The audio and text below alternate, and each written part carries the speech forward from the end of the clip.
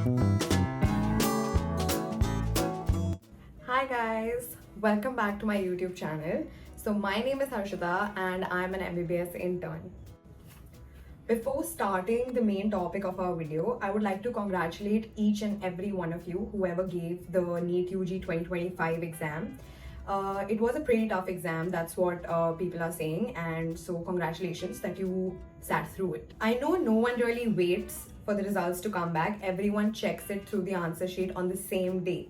So I think a lot of you know where you guys stand. For the people who are sure they're going to get a government medical college, congratulations, you guys have done well. For the people who are a little doubtful of whether they're going to land a government medical college or not, I just need to tell you one single thing, that not getting into a government medical college is not the end of the world. You will feel like कि अब हम क्या करेंगे, हमारे पास कुछ नहीं है करने के लिए, everything is done, it's over. But actually it is not. It is not done and it is not over. Being someone who did pretty good in academics during school and also once I came into the medical college, I can say that one exam does not define who you are, does not define you, and also does not judge your capabilities or what you can do in the future. So let's come to the point of today's video, which is whether you should go for a private, government, etc.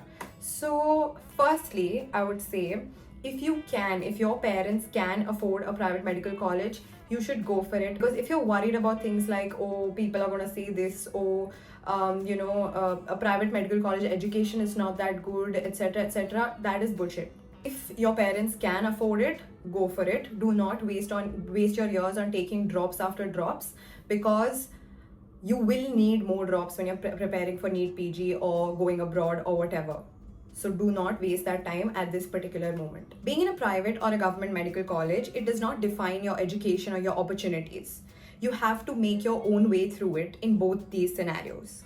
Moreover, if you go into a private medical college, since you're paying a handsome amount, you do get good resources, you do get faculties who really want to teach you, who are there on time to teach you.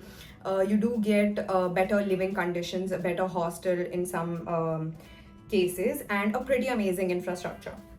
Now, I would like to address a few questions that everyone has in mind while choosing a medical college. Number one being, how is the patient flow? Be it a private or a government college, you must look at the patient flow. Usually, private colleges have a lower patient flow as compared to government medical colleges. But again, at the end of it, it is all about how much you want to learn. If you go into a private medical college and you are really eager to learn and you show your interest, you go to wards, you're going to patients, you're taking their history, you're talking to those patients, you're going to get the same exposure as you do in a government medical college. Number two, how are the academics of the college? So if nothing else, private medical colleges will definitely have better academic opportunities, because that's their main focus. Whatever they lack in fests and college events, they cover up with good academic opportunities. Number three, the fee structure. So obviously private medical colleges are a lot more expensive than government medical colleges, and one must consider have a conversation with your parents, talk to them if they can or cannot afford, and also try to explain it to them that if not anything else, this is a huge and a great investment. Number four is safety and ragging. I'm not sure about how things work in the government college, but I for sure know how private medical colleges are super strict when it comes to safety as well as ragging. Like, my college literally can rusticate you, suspend you for days and months altogether if you're caught in an event where you're ragging a junior. Now moving to the second half of our video, which is whether you should take a drop year or not. So it really depends on the person. So if this was your first attempt, you can definitely think about giving it one more time, because 1 year is understandable. It is justified if you want to give it another try. But if it is your second, third, or fourth drop year, then you have to think about it and you have to understand that maybe when you're done with your 5.5 years, you might not find it worth it. So what are the things that you must consider when you're taking a drop year? Number one is seclusion, obviously. If you're studying for that 1 year, you will have nothing else to do. You just have to study. Only if you think you are capable and you have, you are mentally that strong that you would be able to go through with it, then you can take another drop year. Also, another thing that you guys should consider is these competitive exams are based on your hard work 100%. I will not deny it. But one major factor that comes with your hard work is your luck.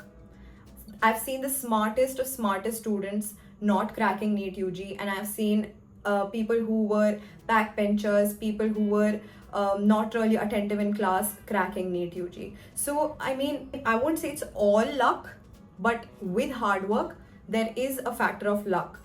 Moving to the third part of the video is what if it is not MBBS? So things other than MBBS that you can do, because becoming a doctor is not the end for everyone, and it's a fact of life. I won't say that if you're not a doctor, you're going to be somebody, if you're at a lower level or whatever it is. At the end of the day, you have to be happy with yourself and whatever you are doing. So there are a lot of other branches that do match up with this particular branch. I would like to name a few. You can, before your counseling starts, you can think about these as well. For example, dentistry, BDS, BSc nursing, respiratory medicine, biomedical engineering, biomedical sciences, research, etc. There is an ocean of opportunities out there for you. Not for once you should think that you are not enough. And with that, I end my video. Thank you so much for watching. Do subscribe to my channel, like and share it with someone who you think will find this really useful. Thank you. Bye.